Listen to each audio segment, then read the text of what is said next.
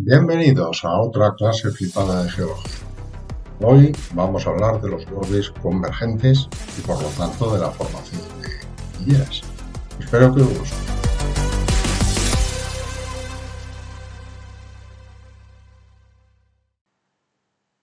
Los límites de placa convergentes tienen una serie de características que les hacen perfectamente distinguibles de los otros tipos de bordes. La primera característica de la que vamos a hablar es la destrucción de la litosfera oceánica. Por este motivo, los límites convergentes se conocen también como límites destructivos. La razón de esta destrucción de la litosfera oceánica es que a lo largo de la evolución de la expansión del océano, la litosfera se va enfriando y al enfriarse empieza a aumentar su densidad. Llegará un momento en el que esto provoque su fracturación y que empiece a introducirse por debajo de la otra parte de la placa. Este fenómeno de introducción de una placa, de una litosfera oceánica por debajo de otra placa, recibe el nombre de subducción. A medida que se produce la subducción, la litosfera oceánica se va introduciendo en el manto superior, cada vez a zonas más profundas y por lo tanto más calientes. A medida que se vayan alcanzando los puntos de fusión de los minerales que forman la litosfera oceánica, las rocas se van a fundir y por lo tanto se destruirá la litosfera oceánica. La segunda característica es la intensa actividad sísmica. Cuando se mapean los focos sísmicos, la profundidad de los focos sísmicos en la zona de subducción, se puede observar una regularidad bastante curiosa, y es que parecen estar todos ellos alineados formando un plano con una inclinación de 45 grados. Este plano se conoce como plano de Benioff. A lo largo de este plano podemos distinguir tres tipos de terremotos que permiten explicar el motivo de que aparezca esta actividad en los bordes convergentes. El primer tipo de terremotos son los llamados de foco somero, es decir, que están a poca profundidad. Se deben al plegamiento de la placa. Fijaos que la placa justo en el límite entre las dos placas que están colisionando está arqueada. Ese arqueamiento produciría los focos sísmicos más someros. Otros focos son intermedios. Esos se deben a la fricción, al roce entre las placas, entre la placa subducente y la placa cabalgante, que así se llama la que queda por encima. Finalmente, los terremotos de foco profundo estarían producidos por la resistencia del manto a la introducción de la placa subducente. A pesar de que la placa se vaya fundiendo, hay una cierta resistencia en el manto a que se introduzca esta porción de litosfera. Otra característica es el abundante magmatismo en estas regiones. Como hemos comentado al principio, el magmatismo de estas regiones es producido por la fusión de la placa subducente al ganar profundidad. Claro, lógicamente las masas de magma formadas, como tienen menos densidad, comienzan a ascender y ascienden en vertical. De modo que justo en la vertical de la placa subducente se pueden producir manifestaciones volcánicas en la superficie. Este tipo de relieves que van a producir se llaman orógenos térmicos, debido a que están producidos por fenómenos volcánicos.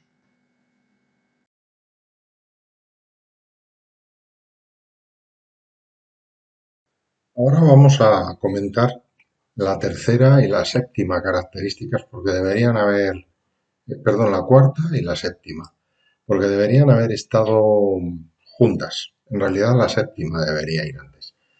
Eh, una de ellas consiste en que se acumulan sedimentos justo en el contacto entre la placa cabalgante y la placa subducente en la superficie.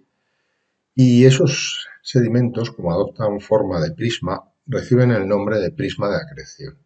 Esos sedimentos mm, son comprimidos porque una placa los empuja en un sentido y la otra placa en el sentido contrario, provocando su plegamiento debido a la presión. La siguiente característica es el metamorfismo de las rocas por efecto de la presión y la temperatura. Metamorfismo significa etimológicamente cambio de forma. Geológicamente se refiere no tanto a un cambio de forma, sino a un cambio en la cristalización, debido a las temperaturas elevadísimas y a las presiones también muy elevadas que se producen en las zonas de colisión entre las placas. Los minerales pueden experimentar cambios químicos, así como reordenar sus átomos en los cristales, produciendo otros cristales nuevos. Esto ocasiona que se produzca la sustitución de unos minerales por otros y por lo tanto también la sustitución de unas rocas por otras. El resultado es la aparición de rocas metamórficas que sustituyen a las rocas sedimentarias. La última característica, finalmente, es la aparición de fosas oceánicas.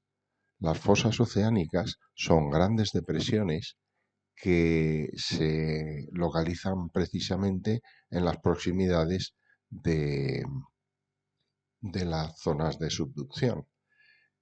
En ocasiones estas profundidades llegan a ser espectaculares. La máxima profundidad oceánica se encuentra, por ejemplo, en la fosa de las Marianas y llega a ser de unos 11.000 metros de desnivel.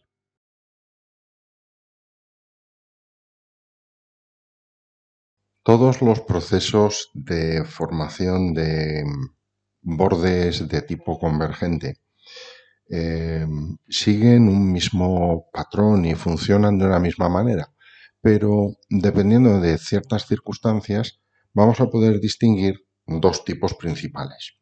En cualquier caso, van a dar lugar a orógenos o cordilleras.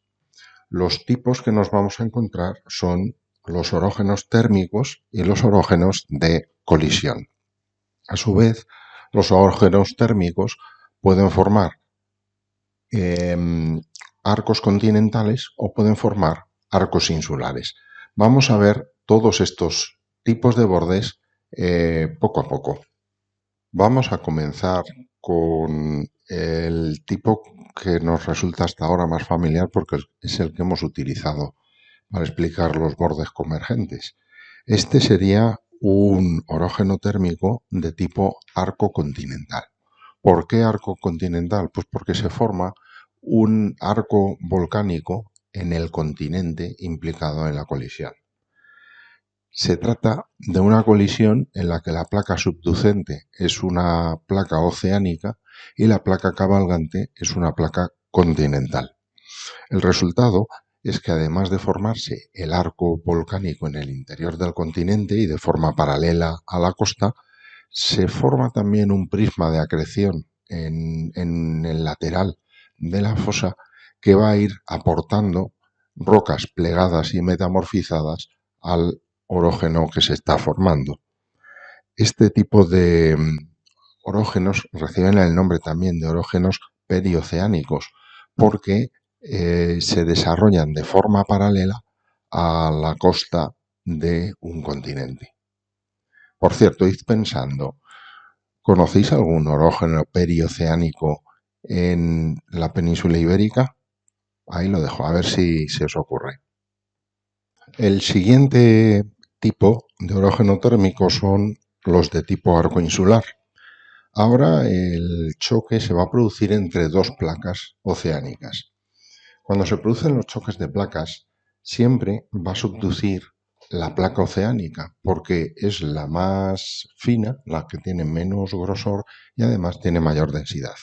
En este caso ambas tienen la misma densidad, de modo que el factor que determina cuál de las dos placas subduce pues es el tamaño, la posición, etc. Bueno, la cuestión es que el resultado va a ser un arco de islas volcánicas que va a dejar una cuenca marginal entre el arco de islas y la zona continental. En este caso realmente son no dos placas oceánicas, sino una mixta y una oceánica. Pero si las dos fueran oceánicas, ocurriría lo mismo. Sin formarse la cuenca marginal, aparecería el arco de islas nada más. Las islas aparecen como consecuencia del magmatismo que ya conocemos por fusión de la placa que subduce. De modo que los fenómenos volcánicos son muy importantes. Sin embargo, el prisma de acreción apenas se va a desarrollar, porque los sedimentos del prisma de acreción tienen que proceder de la erosión de la parte emergida. En el caso que hemos visto antes, la parte emergida era un continente. Ahora la parte emergida son pequeñas islas. Entonces, la cantidad de sedimentos aportados es bastante inferior. Los fenómenos de metamorfismo y de plegamiento ceden su protagonismo a los fenómenos volcánicos y sísmicos, que son los que predominan en estos lugares. Un ejemplo de este tipo de orógenos térmicos de tipo arco insular son las islas Filipinas o el archipiélago de Japón. Y ahora terminamos con el caso más complejo, que son los llamados orógenos de colisión, que se producen cuando colisionan dos porciones continentales, dos placas continentales. En la práctica esto supone que colisione una placa continental con otra mixta. En primer lugar se va a formar un orógeno térmico, que va a ocurrir pues como hemos visto al principio, que formará una cadena volcánica paralela a una línea de costa en un continente. Pero si la porción oceánica de la placa mixta es pequeñita, a medida que se va desgastando la litosfera oceánica, se va produciendo el cierre de la cuenca y la aproximación de las dos masas continentales. El prisma va a ir soldándose paulatinamente a la zona continental porque se pliega y se metamorfiza. Pero va a llegar un momento en el que se produce la colisión de los dos continentes. Esto produce la sutura, la unión de los dos continentes, y como ambos son continentales y están formados por rocas ligeras, no pueden subducir ninguno de los dos. Se produce un proceso llamado obducción, que es eso, una sutura, dejando una especie de cicatriz que sería el orógeno formado.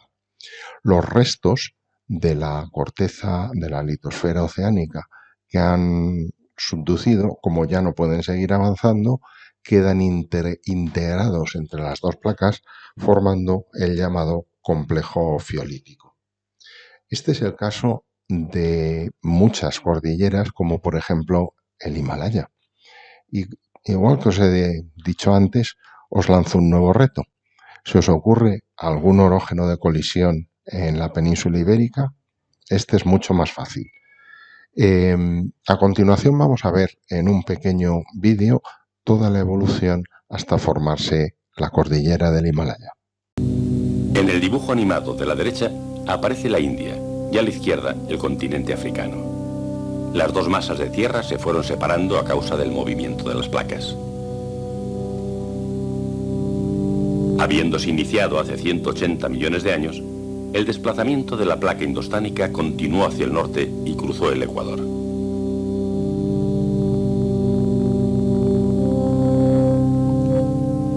En la aproximación de la placa indostánica al euroasiático, después de un desplazamiento de más de 7.000 kilómetros, comenzaron a aparecer muchas islas en el mar que separa ambas regiones.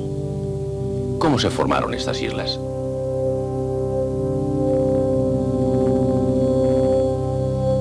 En este dibujo animado, a la izquierda aparece la placa indostánica y a la derecha la placa euroasiática. Sobre el fondo del océano que separa ambas placas, existen gruesas capas de depósitos que contienen los restos de criaturas marinas.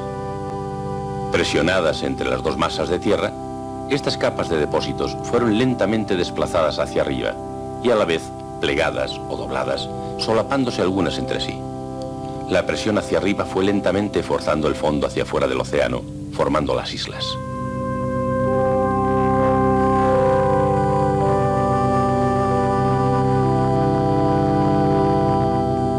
Hace unos 45 millones de años, la placa indostánica chocó con la placa euroasiática y ambas se unieron formando una gran masa de tierra. Sin embargo, las fuerzas que originalmente iniciaron el desplazamiento de la placa aún no han desaparecido, por lo que la placa indostánica va lentamente introduciéndose debajo del continente euroasiático.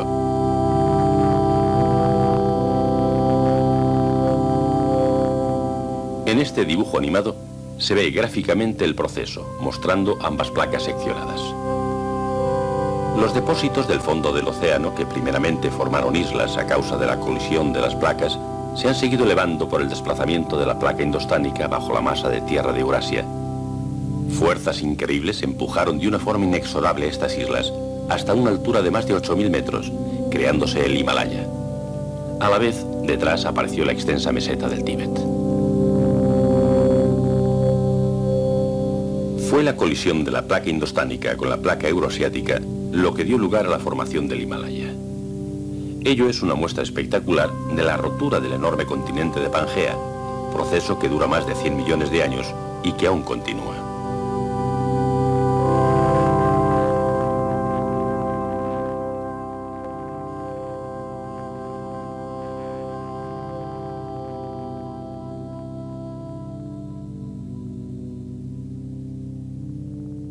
Aprovecho estas imágenes para despedir el vídeo y emplazaros al siguiente, en el que terminaremos de ver los bordes que nos faltan. Hasta el siguiente vídeo.